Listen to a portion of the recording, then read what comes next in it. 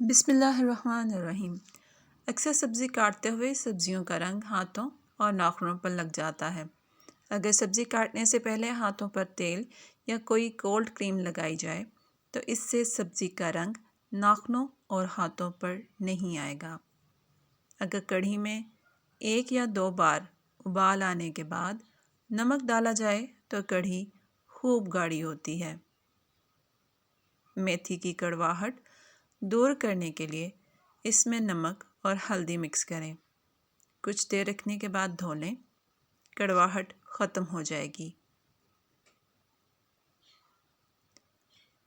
اگر دالوں کو جلدی گلانا مقصود ہو تو ہر قسم کی دال نیم گرم پانی سے دھوئیں اور پکانے کے لیے لکڑی کا چمچہ استعمال کریں۔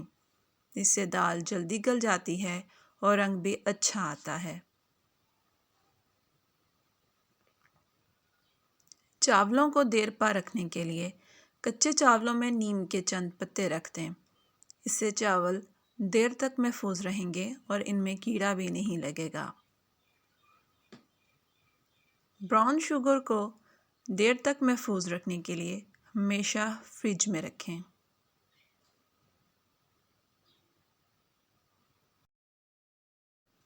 اگر آپ کے فریج میں پھپھوندی لگ گئی ہو تو سفید سرکہ میں بیکنگ پاؤڈر ملا کر اپنے فریج کی صفائی کریں۔ اس سے پھپھوندی صاف بھی ہو جائے گی اور دوبارہ نہیں لگے گی۔ اگر آپ کے کچن کی دیواریں یا شیلف چکنائی سے بھر گئے ہوں تو سب سے پہلے انہیں تھنر سے صاف کریں۔ پھر کوئی نرم تولیہ لے کر بیکنگ پاؤڈر سے صاف کریں۔ جمی ہوئی چکنائی اتر جائے گی۔ بریانی کے چاول ابالنے سے پہلے پانی میں 2 یا 3 چھوٹے چھوٹے پیاز ثابت ڈال کر تھوڑا سا لیموں کا رس نچوڑ دیں۔ اس میں چاول کبھی بھی نہیں چپکے گا، ہمیشہ الگ رہے گا اور تہہ بچھاتے ہوئے ان پیازوں کو نکال دیں۔ ثابت سرخ مرچوں کو پیستے وقت اگر اس میں چند قطرے سرسوں کا تیل شامل کر دیا جائے تو مرچیں آسانی سے پس جاتی ہیں اور ان کا رنگ بھی گہرا ہو جاتا ہے۔ ٹماٹر کا سوپ بناتے وقت اس میں 1 چٹکی پسا ہوا خشک پودینہ شامل کر دیں۔ سلاد میں اگر کوئی جوس یا پتلی ڈریسنگ ملا کر فریج میں رکھی جائے تو پیندے میں تمام پانی اکٹھا ہو کر سبزیوں کو سوگی بنا دیتا ہے۔ اس کا حل یہ ہے کہ پیالے کے پیندے میں 1 پرچ اوندھی رکھ دیں۔ اس طرح نیچے پانی جمع ہو کر سبزیوں کو سوگی نہیں کرے گا اور وہ خستہ رہیں گی۔ فریج میں پڑے پڑے پنیر سخت ہو جاتا ہے۔ اسے تازہ کرنے کے لیے ایک صاف کپڑے کو سفید سرکے میں ڈبو کر اس میں پنیر گھنٹوں کے لیے لپیٹ کر رکھ دیں۔ پنیر نرم ہو جائے گا۔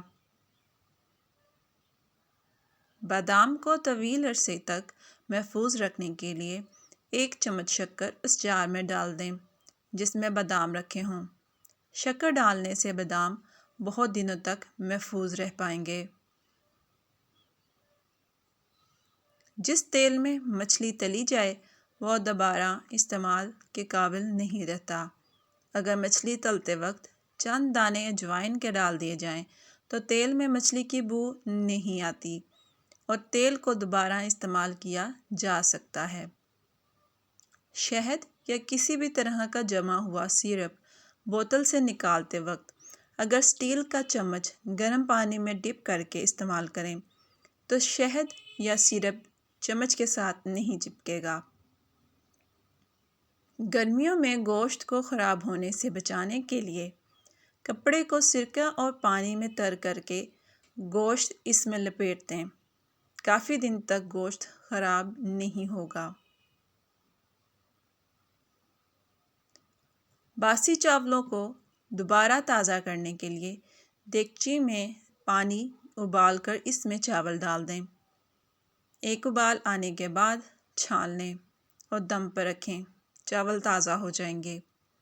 ایسی بہت سے ٹپس اینڈ ٹرکس کے لیے میرے چینل کو سبسکرائب کریں، ویڈیو کو لائک، شیئر اور کمنٹ لازمی کریں۔ شکریہ۔